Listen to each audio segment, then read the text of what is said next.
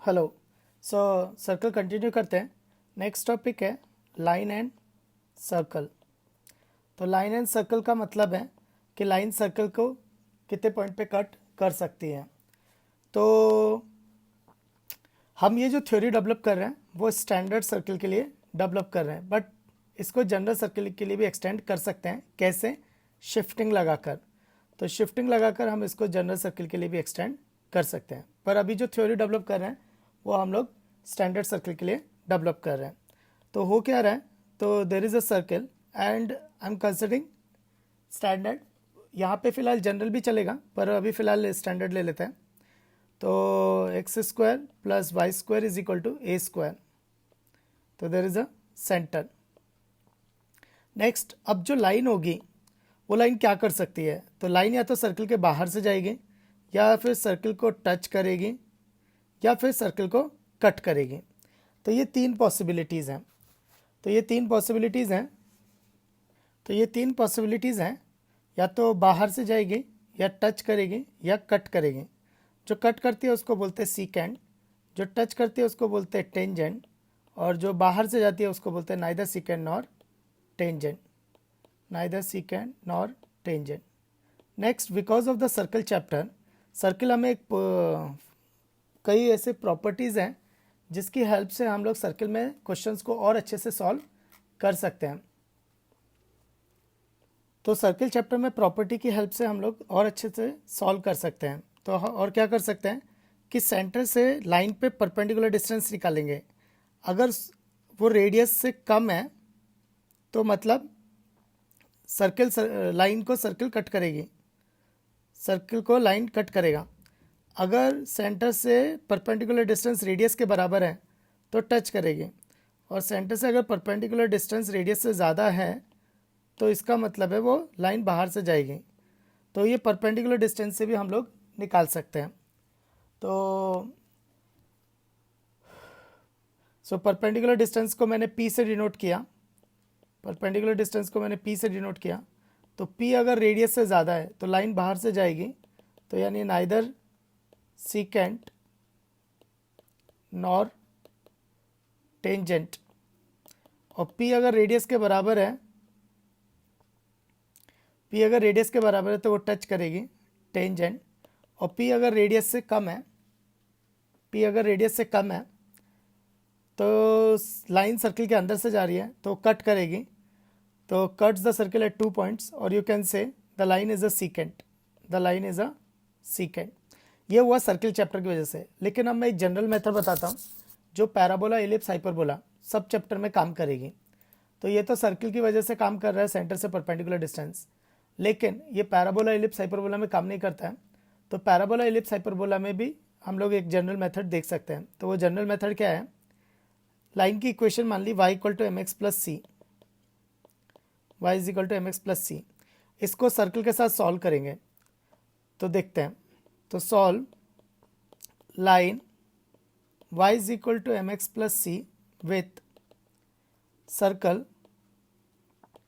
X square plus y square is equal to a square. इसका क्या मतलब है? तो y is equal to M x plus c इसमें रख दो, तो x square plus m x plus c का whole square is equal to a square. इसको एक्सपैंड करेंगे तो x square plus M square x square plus 2mc X plus C square minus A square is equal to 0। तो ये बन गई x की quadratic. तो एक्स की क्वाड्रेटिक, तो इसके दो रियल रूट्स आ सकते हैं, या दोनों बराबर आ सकते हैं, या दोनों इमेजिनरी आ सकते हैं। तो ये नेचर ऑफ रूट्स भी हमें बता सकती है कि क्या हो रहा है। तो देखो, तो अगर वो रियल रूट्स आ रहे होंगे तो दो इंटरसेक्शन पॉइंट मिलेंगे। अगर दोनों इक्वल रूट्स होंगे तो वो उस केस में वो दोनों एक ही पॉइंट होंगे, तो लाइन उस समय टच कर रही होगी। और इमेजिनरी रूट्स होंगे जब लाइन बाहर से जा रही होगी। तो डिस्क्रिमिनेंट अगर ग्रेटर देन 0 है तो उस समय रियल रूट्स आ रहे होंगे, रियल रूट्स आ रहे होंगे मतलब x1 x2 की वैल्यू आ रही होगी, तो इंटरसेक्शन पॉइंट आ रहे होंगे, तो सीकेंट। और यही same approach parabola, ellipse, hyperbola में भी काम करती है। d अगर 0 है, d इक्वल टू 0, तो यानी ये दोनों बराबर आएंगे। अगर ये दोनों बराबर आएंगे तो वो एक ही पॉइंट होंगे, तो उस केस में ये हो जाएगी tangent. And this is a special situation, इसको और थोड़ा डिटेल में देखेंगे। d अगर नेगेटिव है तो रूट्स आर इमेजिनरी, और रूट्स अगर इमेजिनरी है तो मतलब ऐसा कुछ मिल ही नहीं रहा है। तो मिल नहीं रहा है तो यानी लाइन सर्कल को कट नहीं कर रही है, तो neither secant nor tangent, neither secant nor tangent. Now d equal to 0 is a special situation, मतलब d इक्वल टू 0 के केस में क्या हो रहा है, रूट्स बराबर आ रहे हैं, उस समय लाइन सर्कल को टच कर रही है। तो d इक्वल टू 0 करते हैं, तो d इक्वल टू 0 का मतलब होता है b square minus 4 AC equal to 0। Equation अगर देखें तो 1 plus M square into x square plus 2mcx plus C square minus A square is equal to 0। तो d इक्वल टू 0, तो b square minus 4ac equal to 0। तो 4m square सी square minus, इसको expand करेंगे तो 4c square minus 4m square C square plus 4a square plus 4a square M square is equal to 0। तो इसमें 4m square सी square M square सी square cancel हो जाएगा, 4 common आके 0 में चला जाएगा। तो ये लिखा है minus c square plus a square M square is equal to 0। तो यहाँ पर c square is equal to a square into 1 plus M square, तो c is equal to plus minus A root over 1 plus M square आया।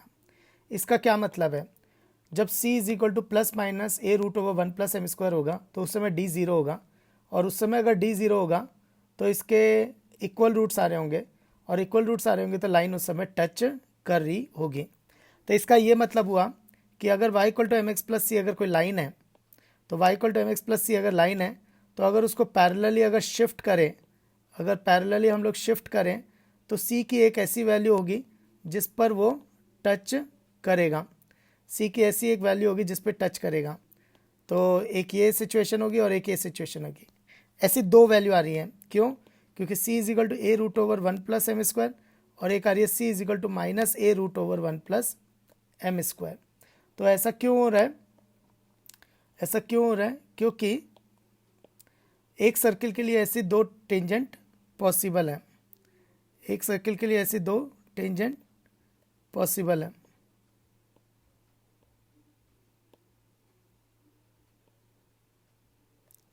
तो ऐसा क्यों हो रहा है? क्योंकि c की दो वैल्यू आ रही हैं। ऐसा क्यों हो रहा है? क्योंकि सेम स्लोप के लिए सर्किल पे ऐसी दो टेंजेंट होती हैं। तो एक हो जाएगा c is equal to minus A root over 1 plus M square, और एक केस हो जाएगा c is equal to A root over 1 plus M square. ठीक है।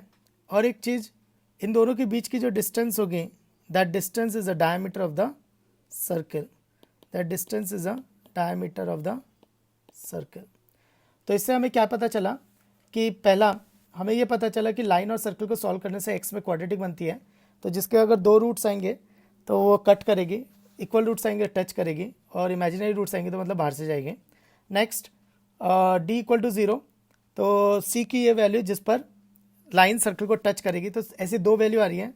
क्यों? क्योंकि सेम स्लोप के लिए ऐसी दो टेंजेंट पॉसिबल है। Next, this is known as a condition of tangency, this is known as a condition of tangency.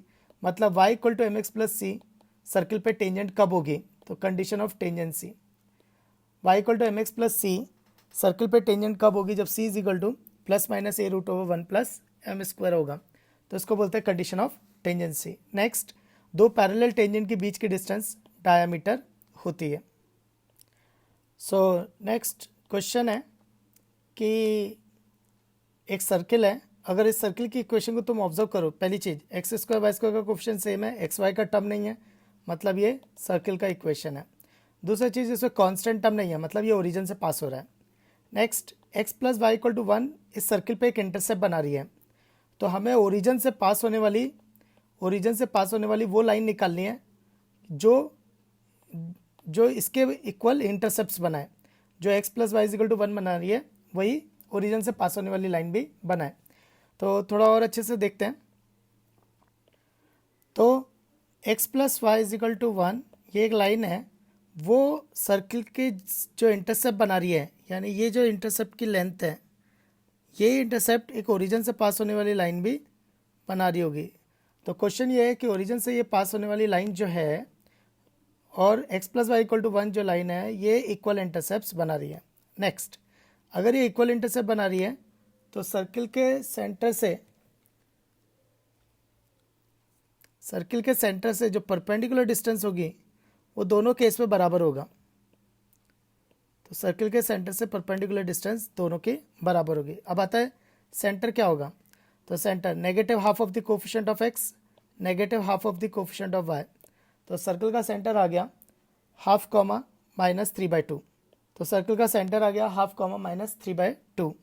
तो अगर ये दोनों लाइन इक्वल इंटरसेप्ट बना रही है तो सर्किल के सेंटर से भी इन दोनों की परपेंडिकुलर डिस्टेंस भी बराबर होगी। तो ये दे देगा हमें कंडीशन। तो देखो हमें लाइन की इक्वेशन निकालनी थी, तो मुझे स्लोप चाहिए, स्लोप m, एक अननोन, एक इक्वेशन, एक कंडीशन। तो कंडीशन क्या हो गई कि सेंटर से परपेंडिकुलर डिस्टेंस दोनों के केस में बराबर होगी। तो सेंटर यानी हाफ कॉमा माइनस 3/2 से परपेंडिकुलर डिस्टेंस दोनों के केस में बराबर होगी। तो एक निकालेंगे x plus Y equal to 1 पे, तो वो कितना आ जाएगा हाफ। तो x plus Y minus 1 equal to 0 और ये हो जाएगी mx minus Y equal to 0।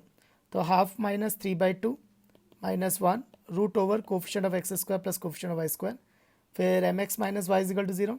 तो m हाफ माइनस वाई यानी plus 3/2 root over coefficient of X square plus coefficient of Y square. Next अब इसको सॉल्व करेंगे।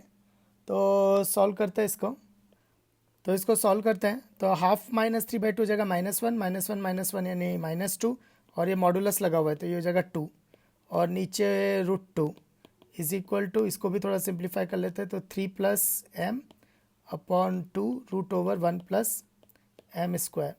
अब इसको और सिंप्लीफाई करेंगे तो ये √2 is equal to mod of 3 + m/2 root over 1 + m² लिखा हुआ है।